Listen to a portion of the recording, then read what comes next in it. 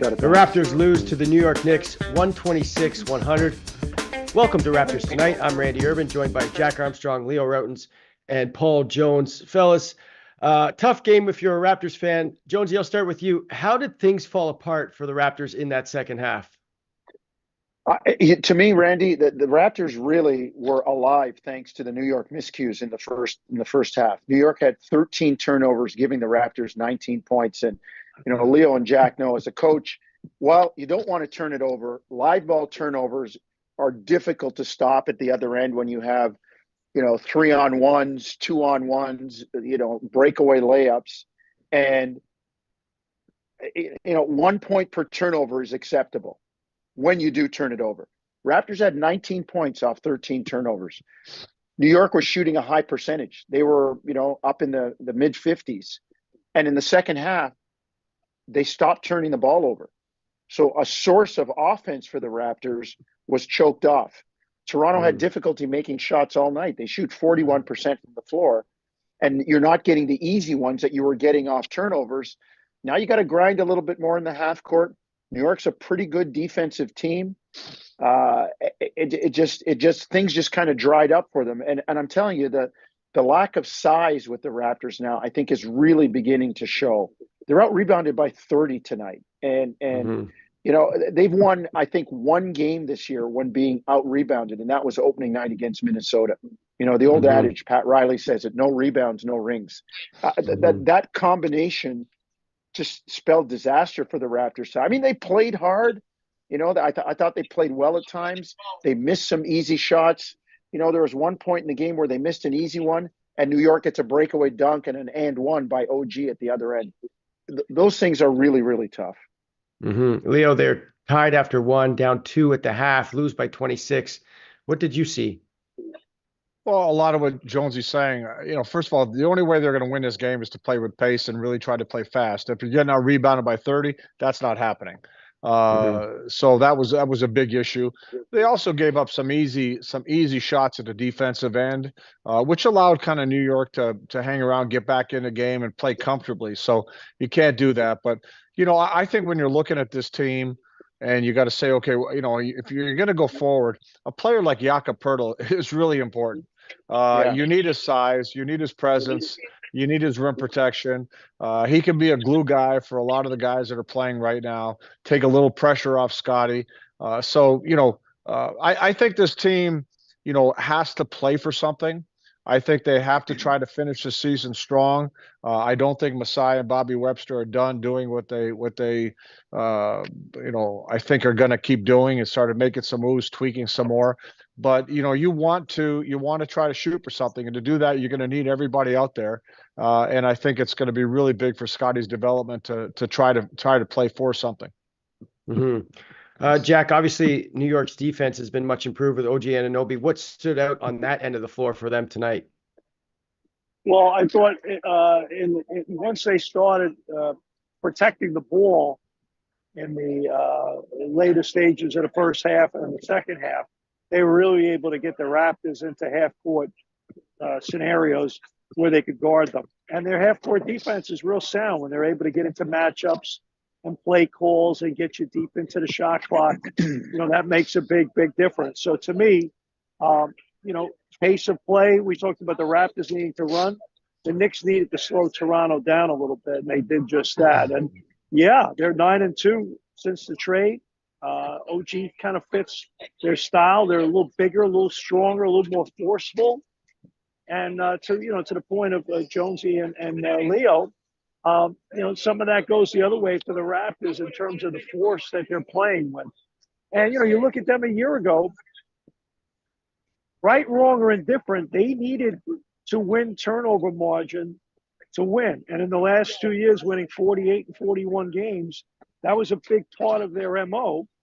And now here we are, particularly without Jakob Poeltl, and now you don't have OG Anunoby anymore and Siakam, and you kind of have to win that battle again until your half-court offense solidifies a little bit.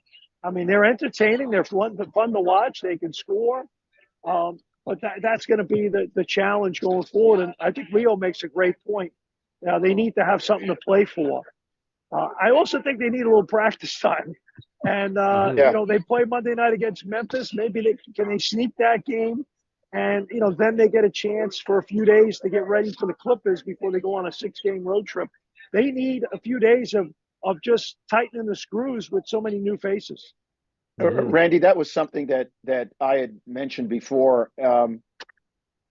Think about Darko, what he started with in October at training camp. We were there, right? He starts. He's got OG. He's got Precious. He's got Pascal. He's got a different team now. He's got a totally different team. They're younger, and there's no time to practice. He's you talk about figuring it out on the fly.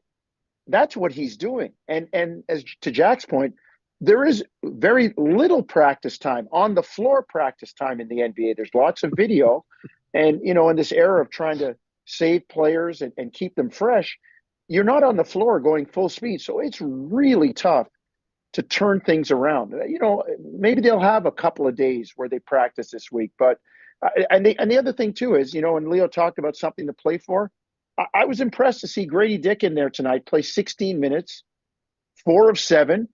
He looked a little more comfortable. Those catch and shoot, sequences were done with a little more polish, a little more pace and NBA speed. And I said this at the beginning of the year after about the second or third game. A guy he should be keeping an eye on is Doug McDermott. That's the kind of catch and shoot, use your size to be a rebounder, kind of try your best to be a disruptive defender. And I saw flashes of that kind of stuff tonight from Grady. Leo, I loved hearing the ovation the Knicks fans gave RJ. And quickly, I just want to know, in what ways can playing in New York shape you if you're a young player? Oh, hey, it's a tough place to play. So, what's that old saying? If you can make it in New York, you can make it anywhere, right? So I think that the pressure, the spotlight, the scrutiny, being a player in New York. And remember, those two guys, RJ's been there for a bit where, he's kind of turned the program around, right? They were struggling. All of a sudden, they become a playoff team. So, I think the mental toughness you need to deal with the noise in New York is difficult. RJ quickly handled it.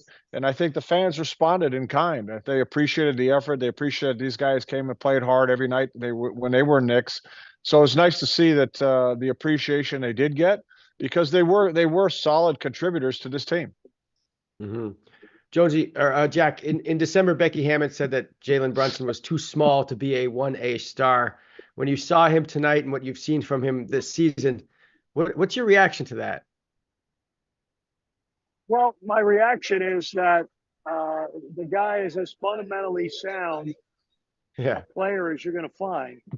How many 1A stars are roaming the earth right now? There aren't many of them. So respectfully, I mean, okay, who are you going to put in here that is a 1A star? He is your soul. He's your heartbeat of your team. And yeah, maybe he and Brunson are 1B type guys. But I think, roster construction and being able to complement what they do. Is this a championship Knicks team? No, they're not. They're not there. I don't see them being better than Boston or Philly or Milwaukee. I do see them in the same neighborhood as Cleveland and obviously Indiana, Miami. I think they're in that ballpark. And so I think they're trying to put their team together where they could be built for the playoffs. But, everybody's so obsessed with you got to get a 1A guy. And I said this on the air tonight. Everybody's hyping up Scotty Barnes as if he's a 1A guy. Well, a lot's for him to ever get to be a 1A guy on a top-tier team. A lot will depend on what happens around him and the types of players you put around him. They just automatically say, "Hey, he's the guy," and that's it. At one point, Andrea Bargnani was the top guy on the Raptors. The fact that he's your face of your team doesn't necessarily mean he's on a winning team. Every team has to market somebody. So to me, I think I hope people are realistic. I'm kind of protecting Scotty Barnes a little bit because I really see him heading in the right direction as a player. in year 3. And I don't want him to get off course and try to do more than what he can do at this stage of his career. A lot of that is support that he's going to need around him, because the thing that I love about the kid is that he can really pass the ball, and he knows the game, and he plays the game right.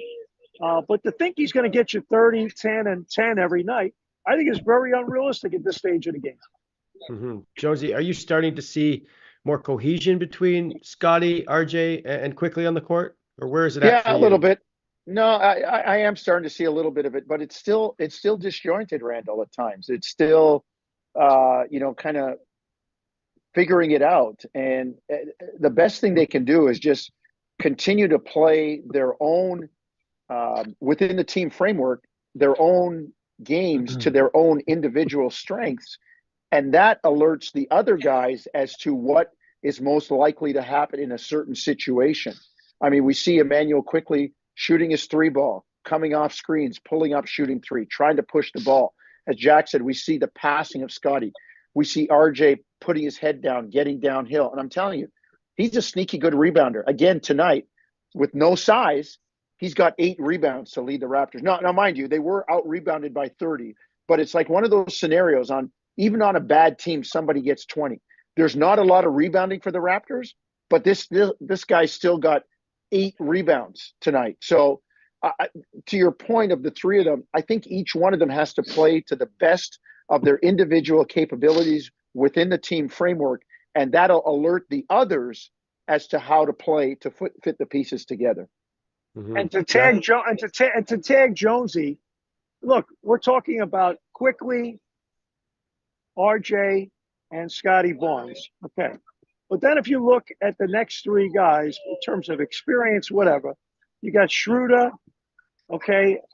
You have a guy like Gary Trent Jr. and Bruce Brown. Bruce Brown potentially could be a free agent at the end of the year. Gary Trent is an expiring contract. Schroeder has 1 more year on his contract. So where are these guys going to be in 12 to 18 months? Obviously, you have Jakob Poeltl, who we spoke about earlier. So that's kind of the important stuff that's going to be going on here between now and February 8th. Where are they going with the roster? I mean, yeah, I understand Garrett Temple and Thaddeus Young and Otto Porter are free agents at the end of the year, but I'm talking guys at the next level that are still in the primes of their career. Where is this going? And then what it's going to look like in the offseason. So there's a lot of decisions. If you're going to build with those 3 young guys, and maybe Pirtle's part of that as well as the solid fundamental 5, then what are those next steps going to be? And that's going to be the critical part of how quickly this thing gets to turn and get to a point where they're able to be competitive consistently. Leo, final thoughts from you? No, I just think, everybody's made great points here. And I think if you are looking at Scotty as being the guy, right, I'll go back to trying to play for something. If you can shoot and fight for a play in, then Scotty's has to learn how to be the guy, which is very difficult every night. And I think he's done a really good job this season of being there for most nights. But if you're the guy, that's your job every single night. And as everybody said, the pieces around you matter, can make a big difference. But I think for Scotty's development, to be able to shoot for that, to try to become a play-in team the rest of the way, and for him to really grow into that role of being the guy, could really help going forward for his future and his team's future. All right, guys, great stuff. Going to stop it there. Next game for the Raptors Monday night against the Memphis Grizzlies at home. Tip-off goes at 7:30 p.m. Eastern. Thanks for watching, and we'll see you next time.